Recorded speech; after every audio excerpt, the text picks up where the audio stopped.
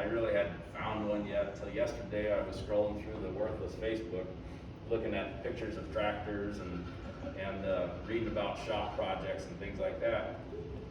Until I came across this joke, and a guy from the city was out strolling through the country, and he came across this farmer with this horse, beautiful looking horse. And the guy's like, boy, I really want to buy your horse. Well, the farmer said, he doesn't look so good. I'll give you $1,000 for that horse. Nah, he just doesn't look so good. I'll give you $2,000 for that horse. Just a magnificent looking animal. Well, finally the farmer relented and agreed. And the next day, the guy who bought the horse comes back and says, you sold me a blind horse. I want my money back. And the farmer says, well, I said he doesn't look so good. I thought they'd get a chuckle today. Well, also as I was looking for inspiration, I came across a couple of my cowboy poems, and I was thinking about them. I had looked out one evening south of our house, and it was about late afternoon, just as evening was coming, and I could just see that pink hue in the sky, and it just kind of filled me with a sense of renewal and warmth. And I'm going to start with this poem here. It's called Next Year. As you'll just so everybody knows, I have a little bit of agricultural slant here, so bear with me. It's by Joe Krieger. The cow market has been plunging for something over a year. The ag economists tell us that recovery ain't nowhere near. I was checking cows at Ponca on the track back on the east half. That fancy fraternity heifer we bought was licking a new dead calf. That kind of thing upsets me. It really starts a pain in my head, which got worse when I saw bullers where they were supposed to be bred. Those young bulls I've been saving, I should make them all into steers till our bull buyers decide they're ready to buy, and that could take 2 or 3 years. When I went to feed last evening, I got another shock. Old Buck came up with a fresh cut on the inside of his hock. While we're suffering from the August drought of fighting trapped water and mud in the low-lying areas left over from the August flood, the weather has really been weird since back around the 1st of May. We came up short on the wheat crop, and the flood took our third of hay. I got new batteries this morning for the old 4020, but she still won't start, so I figure we ain't done spending money. It seems like our bankers have got the whole world by hardest hearts. That is, till you go to John Deere House to buy some tractor parts. Going to town last Wednesday, I heard a bad engine noise from the Ford. At the same time, the man on the radio said that wheat was down 5 on the board. Some folks may be current on maintenance, but I have to admit I ain't. The house, the barn, the cattle, saddle shed are needing in bad of pain. There ain't spending any money, not much to do for last. Stick watching which stacks grow faster, the bill for the overdrafts. It seems we're caught in a walk a switch, and I sure ain't telling a lie. We're getting half what we sell and double what we buy. But in the back of my mind, hope glimmers and helps relieve my fear. Consider the size of this wreck we're in. It'll have to be better next year. So that might be a good way to sum up 2020, I guess. I don't know. I'll touch on that a little bit. Being the first of the year, people do tend to look back, and they tend to see where they're at for the previous year. Are we any better, or are we worse? I look back at this time last year, I was still fully employed with full benefits and things like that, and that came to a screeching halt. So that's been a little weird, but in the same respect, there's been a lot of good that's come out of it. And I think as we step back and we look through maybe the glasses of 2021, we'll review the dumpster fire that was 2020 and maybe an opportunity to learn and to grow and examine some changes that we could take into our lives. I guess I kind of enjoy preaching this time of the year. It just seems the ministers take off, and I tend to fill in occasionally, and again this year, I will say, I look at the year as like a whiteboard, or for those of us who are older, a chalkboard. And we'll just pretend this is the board here. You know, that was 2020. It's all marked up, it's got all its ups and downs, and boy howdy, there's a lot of just weird last year. Just plain weird. But we're here at a new year. We have the ability to take, this is my imaginary eraser, so I'm not going to mark it up. But we have the ability to wipe that chalkboard or that whiteboard clean. And God does that with us. We start fresh every year. In fact, every day, with the help of God, we can look back on what was. And that we can get stuck in the past, and that sometimes a lot of people do, and they're stuck for years. They don't take the opportunity to take that marker. They just keep marking, just keep rehashing all. But they forget to pick up their whiteboard. They forget to wipe off their whiteboard, their chalkboard. And I think more importantly, they don't allow God to wipe that board clean. We rolled the calendar over on Friday in a very uneventful fashion. It was great. I didn't even make midnight. My kids did. My wife did. I heard maybe a little hollering. It's like, oh, the ball dropped. And I'm thinking, that must be the East Coast. But pretty soon I dozed off. But when I woke up, it was a new year. Did it look different than 2020? I looked outside. No, the skies are blue like they should be. The snow was on the ground. It was white. It wasn't reversed.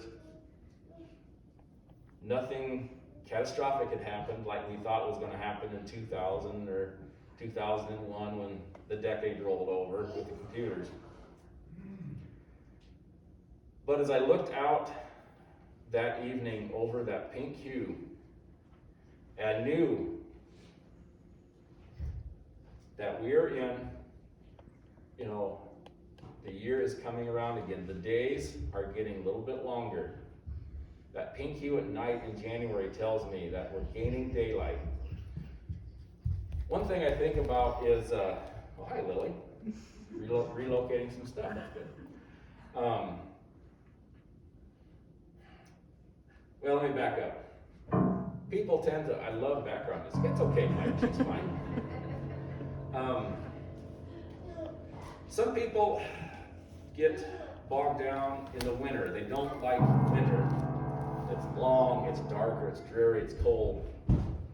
Well, I think people forget that the shortest day of the year is before Christmas, and we're gaining light.